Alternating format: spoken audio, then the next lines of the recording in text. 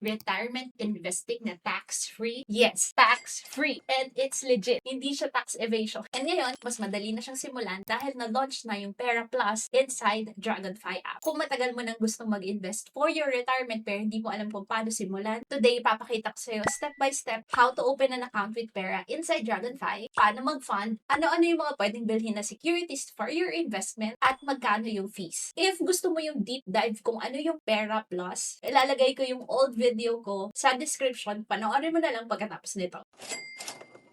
Hi, if you're new here, my name is Christina and I've been making videos about trading and investing in the Philippine stock market sa paraan na hindi komplikado dahil naniniwala ako na yung simple, gumagana.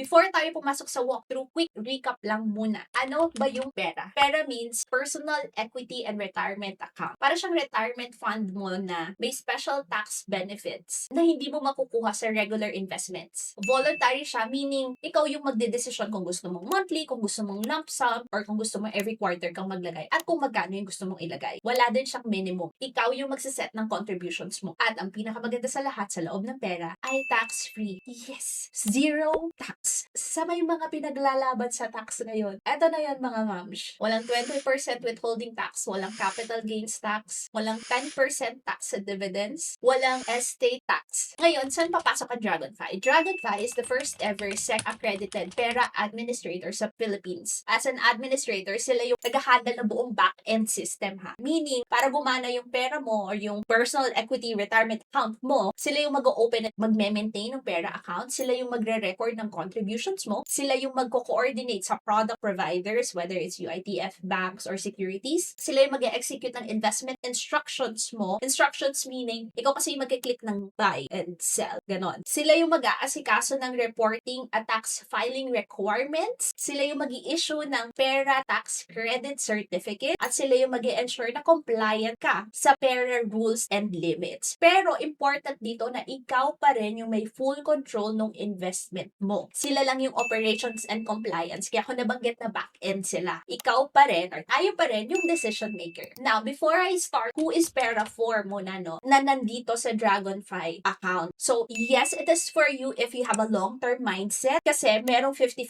and 5 rule. Meaning, mawi-withdraw mo lang siya pag 55 years old ka na at with minimum na 5 years of contribution. So, say 53, 58 years old ka na. Basta may 5 years pa doon na minimum, makukuha mo siya. Yon. Pero kung ngayon, baka 25 ka or 30, 55 pa siya makukuha. With exceptions, no? You get hospitalized, you get disabled. Ayaw naman natin mangyari yon kasi we wanna enjoy the retirement pa itong pinag-iinvestan natin. You want a tax-free compounding of your investments. If you are an OFW, maximizing yung tax incentives kasi mas malaki yung annual contribution for OFWs. And I mentioned it in my other video nga, no? 200k for local Filipino citizens, 400k annual maximum contribution for OFW. And it is for you if marunong kang pumili ng individual stocks. Meaning you can do at least the basic of technical and fundamental analysis. You know when you understand paano gumagana yung mga stocks. Kasi yun nga yung pinagkaiba niya from previous pera administrator, no? Kaya siya first ever SEC-accredited. Kasi before, you can buy funds. Bili ka, the fund manager na is bahala. This time, if you know how to select stocks, if you know how to pick stocks or the time kailan ka bibili, then it's really a good investment options for other people na gusto nilang i-diversify yung investments nila. For people who have been long investing in the stock market na kada dividends na lang is na we withhold yung tax. This is for you. This is not for you if naghahanap ka na mabilis kumita. Kasi nga, kung 25 ka ngayon, ang tagal pa ng 55. So, nakalock in yung pera mo doon, hindi mo siya makukuha. Hindi siya easy money, no? Especially if kailangan mo ng liquid na pera, hindi mo pwedeng ilagay doon yung emergency fund mo or yung savings, hindi mo siya makukuha. Well, makukuha mo siya, but with penalty. Pero bakit mo pa yung ginawa, di ba? Kung hindi ka rin lang naman investing here for the long term. And no, if hindi ka makakapag-commit long term, this is not for you. If also you don't have any idea about stock picking, try muna something else. Maybe if you're here for the tax-free dividends, diversify it muna with Pag-ibig MP2 kasi tax-free din naman yun. This is not also to say, I think I mentioned it also in my other video, which is better, Pag-ibig MP2 or pera. If you have the capacity, it's really good to diversify it. So, wala tayong kinikilingan dito kasi they're really good investments. Sabi ko nga sa mga other videos ko, different vehicles for different goals and different purposes. Now, here are some of the key benefits that you can get if you invest, no? Ito yung reason bakit sobrang sulit yung pera, lalo na for long-term investors and for OFWs. Now, we have higher contribution limits. Before kasi 100K per year for local Filipino citizens, then 200K per year for OFWs. Upakyat na siya. 200K na siya per year for local Filipino citizens and 400K per year for OFWs. Tapos may 5%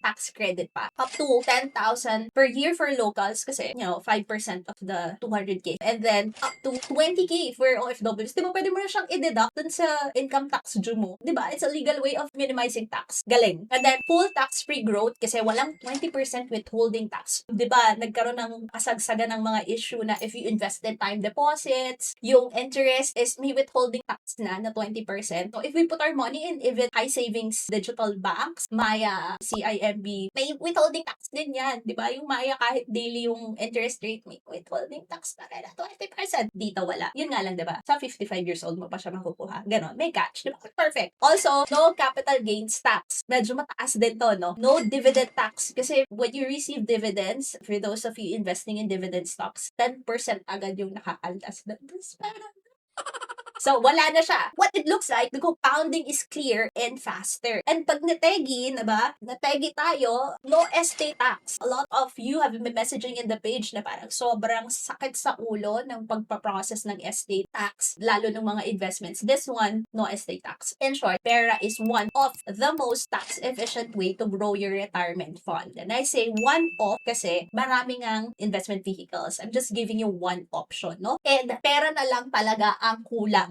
As in pera. If you want siguro ng vlog na paano magkaroon naman ng pera, pang invest sa pera, comment below. Paka-random. Ways para magkaroon ng pera, pang invest sa pera. Ayan, comment below kung gusto nyo ng video na ganon. Kaya sobrang big deal to na accessible siya sa Dragonfy. Yun lang yung gusto ko sabihin sa inyo. Okay, so what is Pera Plus in Dragonfy? It's an upgraded pera marketplace, meaning sa isang app, pwede ka na mag-open ng pera account, pwede ka mag-invest sa pera products, pwede ka na mag-transfer ng funds from your regular investments or your regular Dragonfy funds mo, pwede mo i-transfer sa pera funds mo, pambili. You can monitor your portfolio, you can buy pera stocks, REITs, and funds. Ito pa, tanungin niyo ako ano ba? Ano ba? You can also use the research tools and trading tools sa iisang platform na. Tadaan! Andun na siya. So, who can apply? And the reasons for denial I'm gonna mention. So, to simplify, who can apply are Filipino citizens, local, or OFW. You need to have one valid ID and the TIN, the tax ID number, must match with the BIR. So, natagalan ang video na ito dahil po na-decline ako. Dahil when I had my Dragonfy account, single pa ako. Tapos, yung BIR ko was updated na to married and then the name was updated. And then also for some reason, may mali akong na-click na date ng birthday ko sa Dragonfly account. Hindi ko din alam kung ba't ko ginawa yun. Rejected ako. I tried to edit my account information inside the Dragonfly app. Rejected ulit. Talaga. Ito yung kasagsagan na maraming issue inside the account opening, customer service. If nakapag-try ka mag-open, you know what I'm talking about. And so I called the customer service, sometimes busy. But, when I called, nung may nakausap ako, I was transferred, I think, to 2 people. Tapos Dragonfly was able to help me in less than 2 hours lang yata. Super galing. They recognized din naman ni Sir Zon inside the Viber group na to na there had been issues talaga na sobrang daming nag-open account. There had been issues with customer service. Pero I think ngayon medyo na-i-ease na and na-open na. So yun lang yung gusto ko sabihin. Naikwento ko lang naman. So just make sure that your TIN is matched with your name sa Dragonfly account. Kasi matik na siyang nako-connect or napaprocess or na-check nila with BIR. So yun lang. If wala kang tax ID number, kumuha ka na. I know that the OROS system, the OROS BIR, you can file one online kasi nga medyo madala siyang down. So, tsambahan mo na lang makakapag-open ka. Kasi I know a lot of people na naging successful naman like OFWs who've been successful getting a tax ID number sa OROS system na BIR. So, try nyo na lang yun. Okay, now let's do an account opening inside Dragonfy, no? So, ang nangyari dito, when I click account 1, tapos plus add an account, tapos mag-confirm ka lang dyan ng 6-digit code, wala yung pera. Kasi kailangan pala i-update yung app. So, i-update muna natin yung app. So, kung hindi mo nakikita yung pera option under the add the new account, update mo muna yung app. Tapos, pag na-update mo na siya, lalabas na yun. Syempre, after digit code agad. Ayan, may option na to add your pera dyan. Just click that and click next. Tapos, ito yung mga pinagsasasabi ko lang din kanina. The benefits that you can have with Pera and then the frequently asked questions. Lahat naman ng to, guys, nasa website naman ng Dragonfly. So, you can just skim through this or kung na-missed out mo, tapos parang, parang nabasa ko yung sa FAQ, tapos ano nga ba ibig sabihin nun? Balikan mo lang sa website ng Dragonfly, nandun naman na siya. Okay? And then, next lang natin. Then, just you have to name your Pera and choose an icon. Tapos, merong 3-part agreement, Pera admin agreement, pre-acceptance and general risk disclosure statement. Tapos, yung common when you invest in securities, yung online securities trading and margin agreement. So, basahin nyo yan and then just click agree and then next. And then, ito yung lalabas verifying PIN. Alam nyo, nung ine-edit ko to, parang may mga naputol akong, takat ko siguro nung ine-edit ko yung screen recording, pero somewhere, when you open an account, may makikita ka kasi ganito. If you have an account with Dragonfly, lalabas na tong client sustainability assessment. Basically, you would just have to share your goals and risk preferences with the broker lang. Pili ka lang dyan which best applies to you dyan sa client sustainability assessment, and then it will show your risk profile if you're conservative or you're aggressive. It's mostly because recommended products for funds, no? Yung mga ganyan. And then, you click next, ang lalabas doon ay if you're an OFW or not. Of course, I click no kasi di mo na ako OFW. Pero kung OFW ka, ito yung lalabas when you click yes. Type of OFW employment, land-based or sea-based, tas primary proof, may document dyan to upload. In this example, you have the OFW pass. Verified contract, select a document din dito ng employment contract mo, contract expiry, then confirmation, you have the proof there, and then confirm mo lang yon. Tapos, yan, you've successfully created your Pera account. And then ito, pasok tayo sa funding an account. Ang ginawa ko, transfer from another Dragonfly account. Lagay ka lang ng amount, select an account, and then request a transfer from your individual account to your Pera account, and then boosh, ando na siya. Ganun siya kabilis, guys. This is how you know if a stock is Pera eligible. So, in your Dragonfly mobile app, so you go to stocks, tapos